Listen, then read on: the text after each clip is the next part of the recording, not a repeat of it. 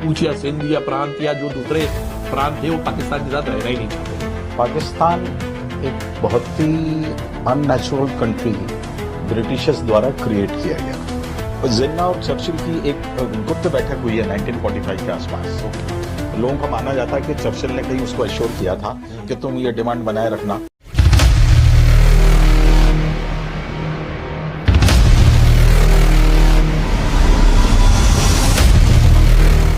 शुरुआत से, आजादी के बाद से जब पार्टीशन हुआ है तब से हम देख रहे हैं कि पाकिस्तान में कुछ ना कुछ इस तरह की घटनाएं वहां की सेना की के हिस्से से, वहां के जो सत्ता है उसके हिस्से से ऐसे कुछ घटनाएं हुई हैं जो कि शुरू से बताती है कि बलूच या सिंध या प्रांत या जो दूसरे प्रांत थे वो पाकिस्तान के साथ रहना ही नहीं चाहते थे।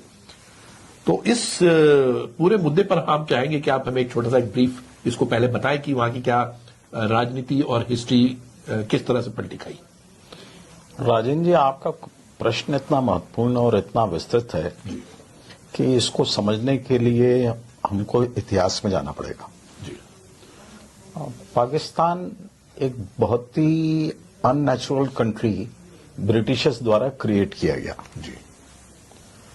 और उस को समझने के लिए, पाकिस्तान का क्रिएशन को समझने के लिए हमको उस समय का तत्कालीन इतिहास और उसकी पृष्ठभूमि को समझना बहुत जरूरी है। जी। ब्रिटिशर्स के साउथ एशिया में आने के बाद से जी।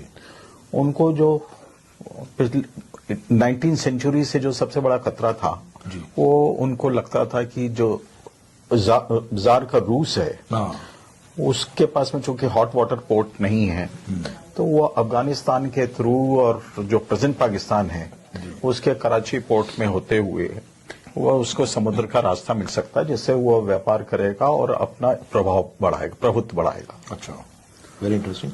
तो उसके लिए रूस ने प्रयास भी किए। सबसे फर्स्ट उसने अटेम्प्ट 1804 में किया था कि जब वो अफगानिस्तान के थ्रू प्रेजेंट इंडिया में जो देन इंडिया था उसमें आना चाहता था, लेकिन वो किन्हीं कारण से नहीं आ पाया। फिर उसने 1855 में भी प्रयास किया।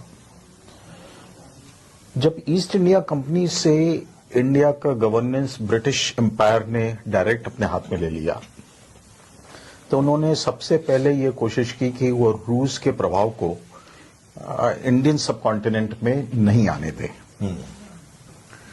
और उसी संदर्भ में इंग्लैंड के अफगानिस्तान के साथ में वॉर भी हुए। 1840 में वॉर हुआ, 1882 में वॉर हुआ, सेकंड अफगान वॉर हुआ। जी। और वो ये इंग्लैंड पहले चाहता था कि अफगानिस्तान में अपना इन्फ्लुएंस स्थापित करे जी। और जिससे वो रूस को आने से रोक सके।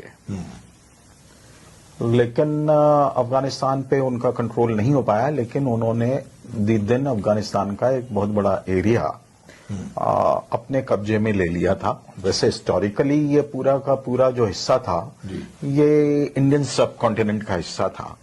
यदि हम एंशिएंट इंडिया में जाएं तो वहां पे मौर्य साम्राज्य का और उसके पहले नंद वंश का भी वहां पर डायरेक्ट कंट्रोल था। और मौर्य साम्राज्य का कंट्रोल था। हिंदू राजशाही थी वहां पर पूरे अफगानिस्तान में। बुद्ध धर्म का पूरा प्रभाव था।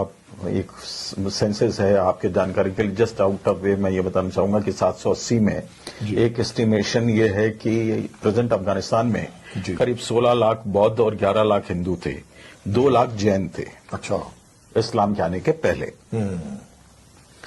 तो वो इंडिया के प्रभाव क्षेत्र का हिस्सा था, लेकिन बाद में मुगलों के भी कंट्रोल में रहा, लेकिन बाद में अहमद शाह दुर्रानी के समय में वो एरिया अफगानिस्तान में ले लिया गया था। वो जो वहां के जो एथनिक ट्राइब थी वो अफगान थी, पश्तून थी, जिसे पश्तून कहते हैं। तो ब्रिटिशर्स ने जो अभी प्रेजेंट में पाकिस्तान का प्रोविंस है खैबर पख्तूनख्वा, तो उसको उन्होंने अपने कंट्रोल में ले लिया और एक बाउंड्री लाइन खींच दी थी डूरंड लाइन की।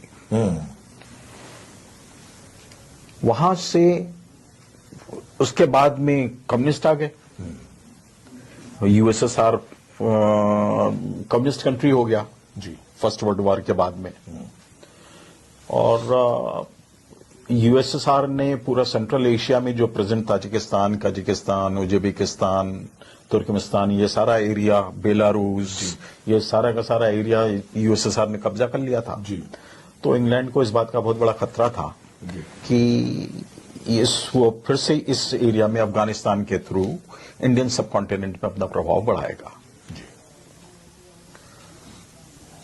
अब इसके अलावा इंग्लैंड में एक चीज और हुई 1923 में जी।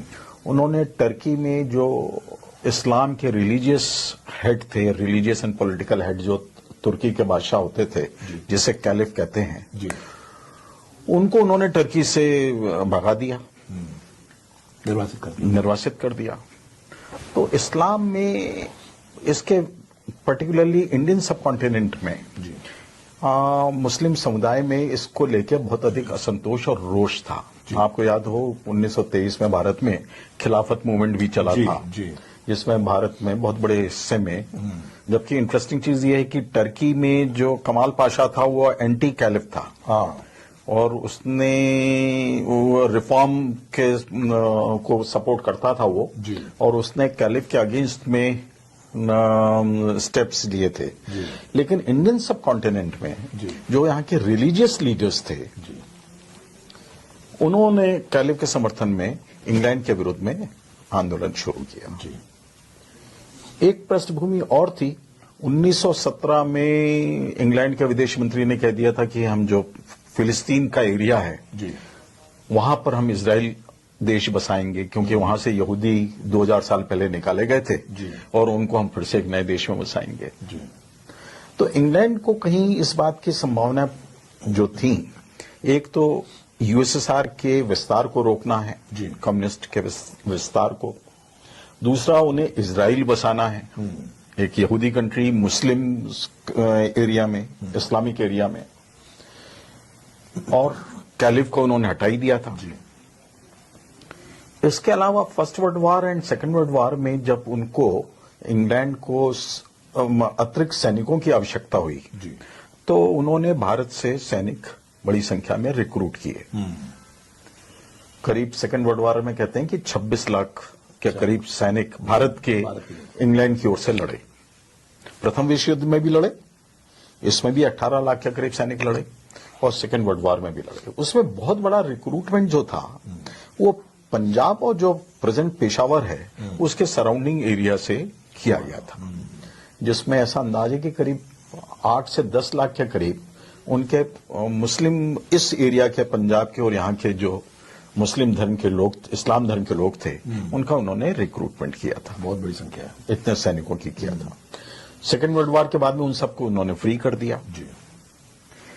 एक डेवलपमेंट और था इस पृष्ठभूमि में कि भारत का जो नेतृत्व ये बहुत स्पष्ट हो गया था कि पंडित जवाहरलाल नेहरू द्वारा किया जाएगा।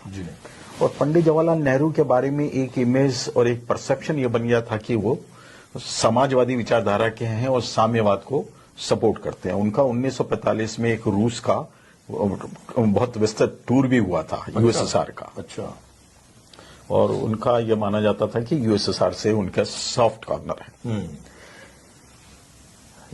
ब्रिटिश आर्मी फरवरी 1947 तक तो इस पक्ष में थी कि जो उसके उस समय अफ्रीका में और एशिया के दूसरे जगहों पर जो उनकी कॉलोनीज थी उनके इंटरेस्ट प्रोटेक्ट करने में वो इंडियन आर्मी का यूज करेगी।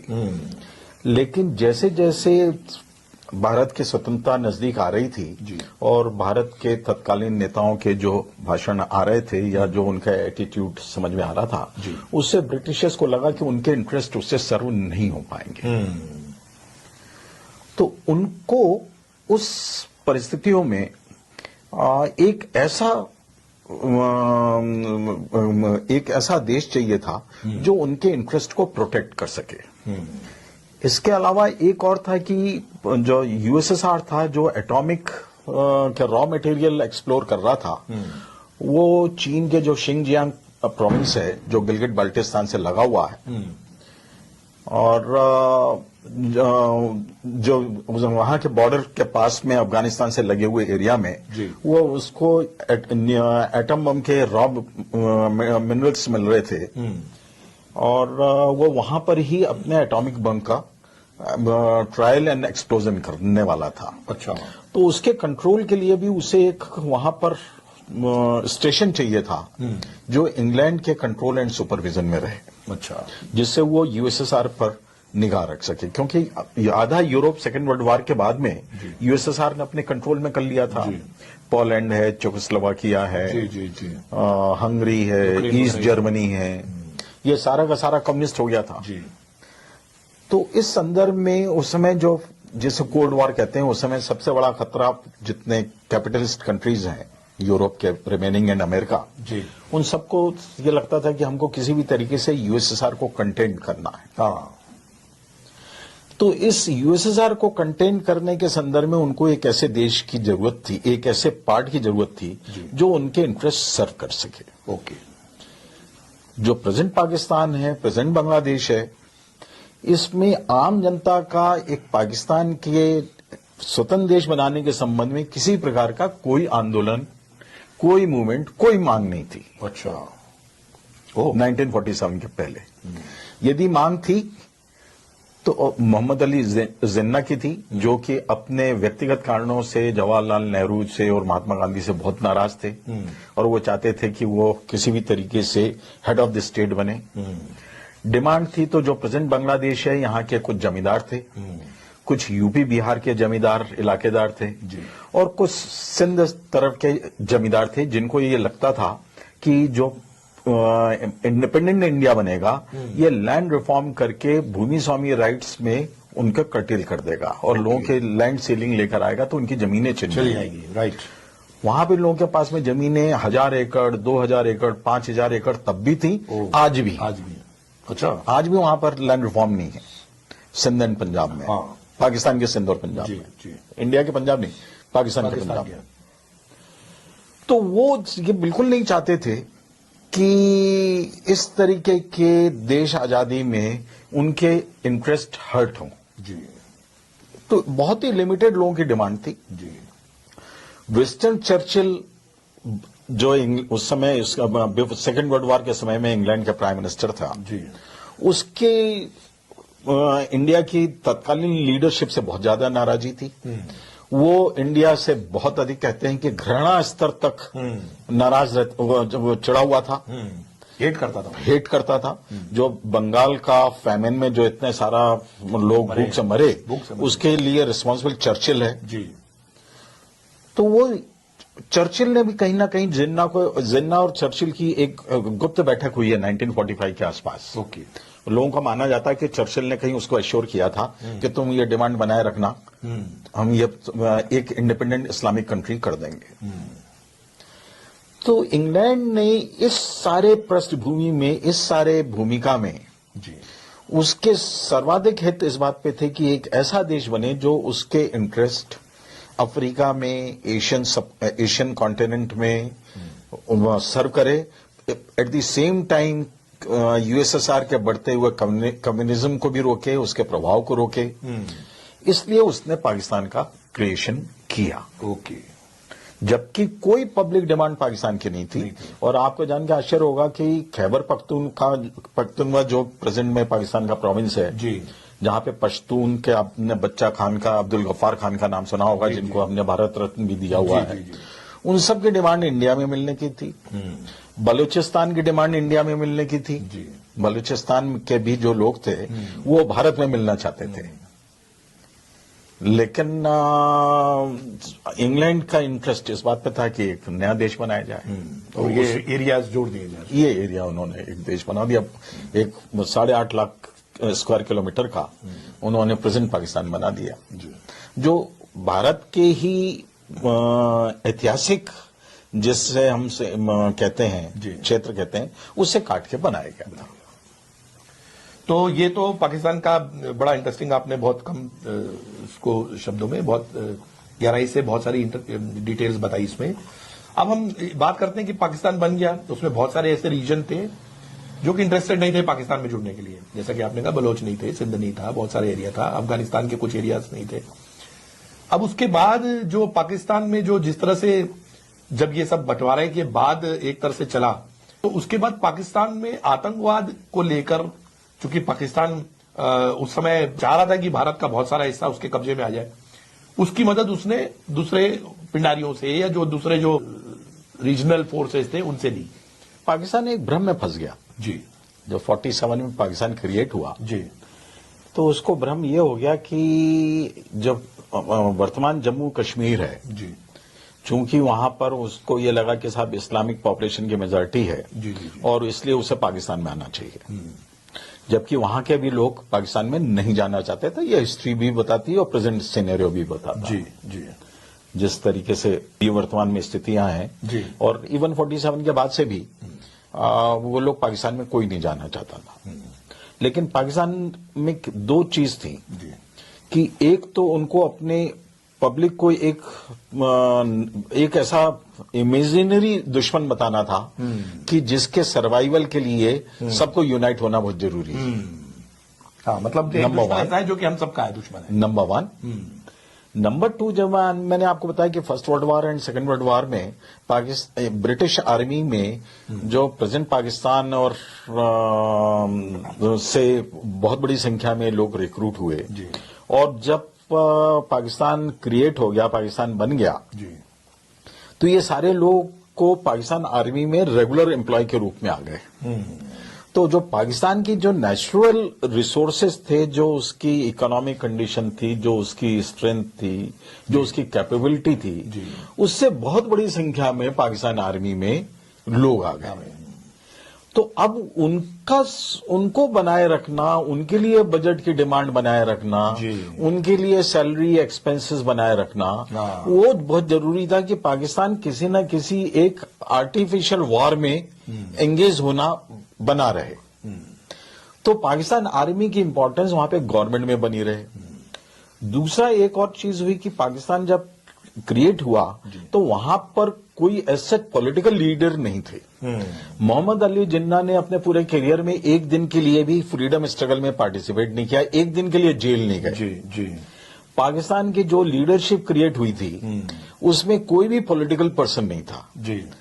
मोस्टली ब्यूरोक्रेसी के लोग थे जो वहां पर पाकिस्तान में चले गए थे। जी।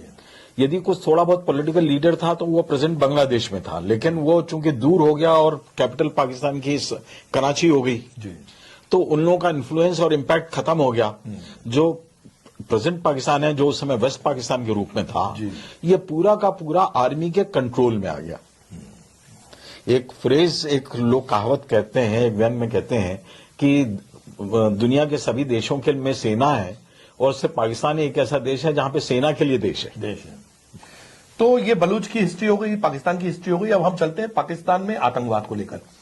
1980 के बाद हमने देखा कि पाकिस्तान, अफगानिस्तान और यूएस से मिलकर उसने बहुत सारी चीजें आतंकवाद को बढ़ावा दिया। उसके बाद उसने इंडिया के खिलाफ प्रॉक्सी वॉर शुरू किए, और प्रॉक्सी वॉर ऐसे शुरू किए कि भारत के कुछ हिस्सों पे अशांति फैलाई जाए, किस तरह से उसको वहां पे जनमत को उस भारत के विरोध में किया जाए, कश्मीर का मुद्दा उठाया, और इस तरह से करके पाकिस्तान ने ये आतंकवाद को धीरे धीरे बढ़ाया और वो उसको चरम तक ले गया। तो ये इसकी शुरुआत कैसे हुई और पाकिस्तान ने अब कहां कहां गलतियां की इसमें? फिर मैंने एक तो आपको बताया कि पाकिस्तान की एक सबसे बड़ा ब्लंडर था कि जो कश्मीर इश्यू पे वो उनको ये लगा कि हम कश्मीर को हड़प सकते हैं और जम्मू कश्मीर को मिला लेंगे, और उन्होंने अटैक कर दिया कश्मीर पे अक्टूबर 47 में। जी। वो पाकिस्तान की रेगुलर आर्मी थी जो कबायलियों के नाम पे उन्होंने बताया, या जो सेकंड वर्ल्ड वॉर से लौटे हुए लोग थे उन लोगों को उसने भेजा था। पर आर्म्स एम्यूनिशन सारी की सारी, एक उनका रिटायर्ड आर्मी ऑफिसर है अकबर खान, उसने अभी उसकी एक बायोग्राफी आई थी, उसने पूरा डिटेल बताया कि किस तरीके से पाकिस्तान की रेगुलर आर्मी उस मूवमेंट में थी और कैसे उनको आर्म्स एम्यूनिशन सप्लाई किए गए थे। अच्छा। तो नंबर वन एक तो मिस्टेक ये रही। नंबर टू मिस्टेक ये रही कि वहां पे आर्मी हैवी हो गई जी। तो हैवी होने से वो हावी हो गई और उनका पूरा बजट पे कंट्रोल हो गया, रिसोर्सेज पे कंट्रोल हो गया, बिजनेस करने लग गए। उनको अपना एग्जिस्टेंस बनाए रखने के लिए जरूरी ये था कि वहां पे 3 बार मार्शल लॉ लग चुका है जी। 4 मार्शल लॉ डिक्टेटर हो चुके हैं वहां पर। जी। तो उस संदर्भ में उन लोगों को अपना एग्जिस्टेंस बनाने के लिए बहुत जरूरी था कि वो आतंकवाद को बढ़ाएं, जी। आतंकवाद के नाम पर अपने एग्जिस्टेंस बनाए रखें, उससे रिसोर्सेज प्राप्त करते रहें, बजट प्राप्त करते रहें जी। और उनके ऊपर कोई उंगली ना उठाए। जी। क्योंकि वहां पे पॉलिटिकल लीडरशिप 1947 से लेके आज 2025 तक जी। जैसी उस समय वीक थी वैसी आज भी वीक है। बीच में कुछ लोगों ने कभी जुल्फिकार अली भुट्टो ने या बेनजीर भुट्टो ने या नवाज शरीफ ने कुछ प्रयास किया तो 2 लोगों को तो मार ही दिया गया। नवाज शरीफ कभी एग्जाइल हो गए, कभी जेल में बंद हो गए। तो वहां पे पॉलिटिकल लीडरशिप का कोई फ्यूचर नहीं रहता है। अभी भी पिछले यानी आप पाकिस्तान की यदि आप हिस्ट्री उठा के देखेंगे तो लियाकत अली खान से लेके मोहम्मद अली जिन्ना तो नेचुरल डेथ में मरे, लेकिन उनकी भी डेथ के बारे में बहुत सारी कॉन्स्पिरेसी थ्योरी है कि साहब उनको किस तरीके से उनको बीमारी में उनको इलाज नहीं मिला। जी। लेकिन वहां पर ढेर सारे पॉलिटिकल लीडर्स के मर्डर हुए या उनको फांसी में लटकाया गया, बिल्कुल, या वो जेल भेज दिए गए। जी। जी। या उनको विदेश में जाके बसना पड़ा। जी। राइट। तो वहां पे पॉलिटिकल लीडर्स का किसी प्रकार का कोई भी कोई इन्फ्लुएंस नहीं है, कोई कंट्रोल नहीं है, कोई से नहीं है। जो भी चलाती है पाकिस्तान आर्मी चलाती है। पाकिस्तान आर्मी को बीच में जो उनसे ब्लंडर्स हुए कि जो खैबर पख्तूनख्वा है वो उस प्रोविंस में अफगान रहते हैं, करीब 90% से ऊपर अफगान है वहां पर। और उनको जो पश्तो हैं यानी अफगान की जगह सब पश्तो कहना चाहिए, तो उनके बॉर्डर लगा हुआ अफगानिस्तान है, वहां के पश्तो के साथ में उनकी सामाजिक और सांस्कृतिक और पारिवारिक संबंध है। जी। तो वो लोग नहीं चाहते कि साहब हम पाकिस्तान में रहें। या तो वो चाहते हैं कि उनको भी इंडिपेंडेंस मिल जाए, जी। नहीं हो तो वो अफगानिस्तान के साथ में मिल जाए। 79 में जब यूएसएसआर अफगानिस्तान में घुसा जी, तो कम्युनिस्टों को रोकने के लिए अमेरिका और उनके सहायक देशों ने यह कोशिश की कि साहब हम ये यूएसएसआर को यदि अफगानिस्तान से भगाना है तो हमको पाकिस्तान का सहायता लगेगी। पाकिस्तान ने वहां पर यूएसएसआर के कम्युनिस्ट को रोकने के लिए आतंकवाद को बढ़ावा दिया। जी। जो मुजाहिदीन जो कहलाए वहां पर, ये सारे के सारे पाकिस्तान से ट्रेंड थे, पाकिस्तान के मदरसों से उनको तैयार किया गया था। उनको रिलीजियस फ्लेवर के नाम पर उनको एक उत्तेजित किया गया, उनको ब्रेन वॉश किया गया और उनको अफगानिस्तान में भेज के वहां पे यूएसएसआर के अगेंस्ट में आतंकवादी घटनाएं हुई। पाकिस्तान की आर्मी से यहाँ पे मिस्टेक हुई। पाकिस्तान के इंटरेस्ट अफगानिस्तान के साथ में कभी एक नहीं है, कन्फ्लिक्ट है इन दोनों के बीच में। क्योंकि जो ये वाला एरिया है जो अफगानिस्तान से लगा हुआ है, जहां पे पश्तो रहते हैं, ये भी करीब 1.5 लाख स्क्वायर किलोमीटर के करीब है। ये एरिया अफगानिस्तान में मिलना चाहता है। जो अफगानिस्तान में जो उस समय जो सरकार बनी थी कि यूएसएसआर के सपोर्ट से, यदि पाकिस्तान उनके साथ में कुछ टाई अप करता तो हो सकता है कि वो डूरंड लाइन जो पाकिस्तान अफगानिस्तान का बॉर्डर है उसको एक्सेप्ट कर लेते। लेकिन पाकिस्तान ने उनके अगेंस्ट में कार्रवाई की और जब यूएसएसआर टूट गया 89 में और मुजाहिदीन का ग्रेजुअली 95 में कंट्रोल हो गया जी, तो उनको पाकिस्तान को ये लगा कि साहब ये लोगों को हमने सपोर्ट किया है, 10-12 साल हमने इनके आतंकवादी घटनाओं में हमने इनको पूरा रिसोर्सेज किया है। पाकिस्तान इसलिए कर रहा था आतंकवादी घटनाओं को क्योंकि उसको यूरोप एंड अमेरिका से पैसा मिल रहा था। हाँ, राइट जी। जब अमेरिका 2001 में आया तो फिर उसको लगा पाकिस्तान का सपोर्ट चाहिए जी, तो पाकिस्तान वहां पर फिर अमेरिका की सपोर्ट में आ गया कि यहाँ पे हमको पैसा मिलेगा। ट्रंप ने कहा भी कि हमने $33 बिलियन इनको पाकिस्तान को सपोर्ट किया था और वो पूरा बेकार गया क्योंकि Pakistan at the same time उधर आतंकवादी घटनाओं को भी बढ़ावा देता था और उधर अमेरिका को भी सपोर्ट करता था।